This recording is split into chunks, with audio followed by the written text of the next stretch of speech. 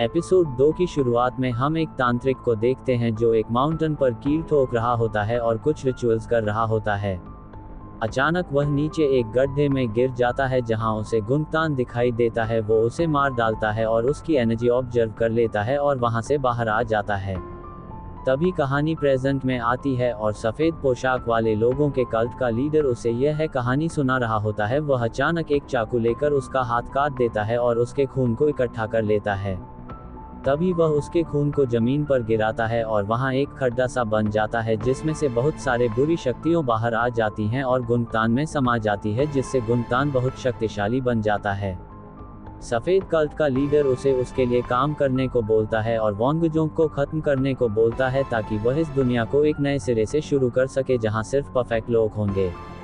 हम देख पाते हैं कहीं ना कहीं गुंगतान भी इंसानों से बहुत नफरत करता है और वह इसके लिए मान जाता है।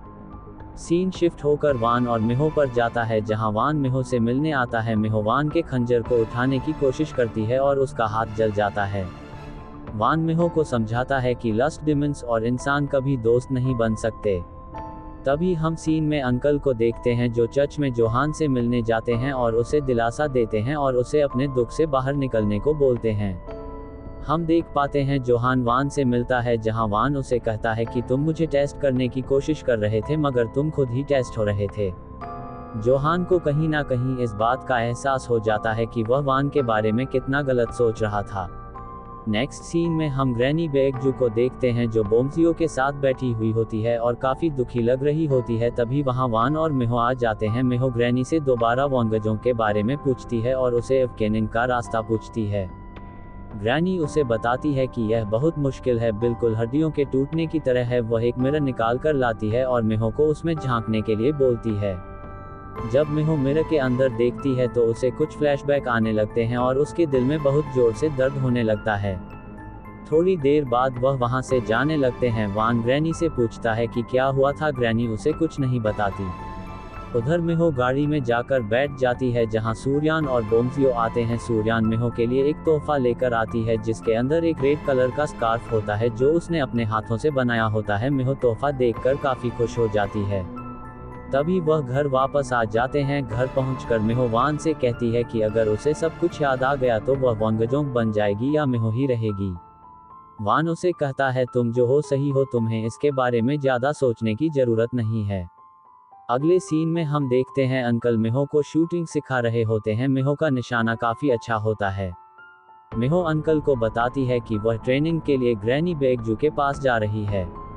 मिहो अपनी पैकिंग करने लगती है और जोहान वहां आ जाता है और उनके साथ जाने की बात करता है। वान उसे ले जाने के लिए पहले राजी नहीं होता मगर अंकल के कहने पर वह मान जाता है। तीनों ग्रैनी बेगजू के पास पहुंच जाते हैं। मिहो ग्रैनी से जोहान का इंट्रोडक्शन करवाती है। ग्रैनी मिहो को कपड़े चेंज करने को बोलता है क्योंकि वह इन कपड़ों में डिवाइन ट्रेनिंग नहीं कर सकती। तभी मिहो ड्रेस चेंज करके आ जाती है और काफी प्रिटी लग रही होती है। वान उसे देखता ही रह जाता है। तभी ग्रैनी मिहो को अपने साथ ले जाने लगती है और वान को वहीं रुकने के लिए कहती है ताकि उसकी एनर्जी मिहो को परेशान ना कर सके। जोहान भी उनके साथ जाने लगता है मगर वान उसे रोक लेता है और अपने साथ ले जाता है। आगे हम देख पाते हैं कि ग्रैनी मिहो को ट्रेनिंग करने के लिए एक बहुत बड़े पेड़ के पास ले जाती है जो काफी पुराना लग रहा होता है। ग्रैनी उसे जमीन पर बैठने को कहती हैं और पांचों तत्वों हवा, आग, पानी, धरती और आकाश को महसूस करने के लिए बोलती है। वह बताती हैं कि उसके दिल में एक मार्बल है जिसमें सारी एनर्जी भरी हुई है। तभी ग्रैनी वापस आ जाती है और वान मिहो को देखने चला जाता है। जोहान भी जाने लगता है मगर ग्रैनी उसे रोक लेती हैं। वान दूर से खड़ा होकर मिहो को प्रैक्टिस करते देखता रहता है। उधर ग्रैनी जोहान से लकड़ियां कटवाने लगती हैं ताकि मिहो के लिए पानी गर्म कर सके क्योंकि ट्रेनिंग के बाद उसे काफी लो फील होगा। मिहो ट्रेनिंग करते करते बहुत थक जाती है। वान उसके पास आ जाता है। मिहो से हेल्प करने को बोलती है मगर वान कुछ नहीं बोलता। तो मिहो उसका हाथ पकड़ लेती है और उठकर जाने लगती है। तभी वान अपना जैकेट निकाल कर मिहो पर डाल देता है और यह सीन काफी फनी लगता है। वह दोनों वापस आने लगते हैं और मिहो वान से उसके बर्थडे के बारे में पूछती है। वान बताता है कि बचपन में वो बहुत गरीब थे। माँ बाप के मरने के बाद उसे लस्ट डिमन बना दिया गया। उसे नहीं पता बर्थडे क्या होता है। ये सुनकर मिहो को काफी बुरा लगता है। वह दोनों वहां से वापस आ जाते हैं। वापस आकर वह जोहान को देखते हैं जो पानी गर्म कर रहा होता है और काफी फनी लग रहा होता है। फिर वो सब खाना खाने बैठ जाते हैं। मिहो कुछ दिनों तक अपनी ट्रेनिंग जारी रखती है और वान वैसे ही उसे दूर खड़ा होकर देखता रहता है। मिहो काफी थक जाती है तो ग्रैनी उसके लिए खाना लेकर आती है और उसे एक ब्रेक लेने को बोलती है। ठंड काफी बढ़ जाती है। तभी हम वहां बोम्जियो को देख पाते हैं जो जोहान के साथ मिलकर सबके लिए खाना बनाती है। तभी सब खाना खाने बैठते हैं। ग्रैनी और वान को कुछ अजीब शक्तियों का एहसास होता है और वह कोई और नहीं गुंगतान होता है जो दूर से मिहो को देख रहा होता है। और यही हमारा एपिसोड 2 भी खत्म हो जाता है।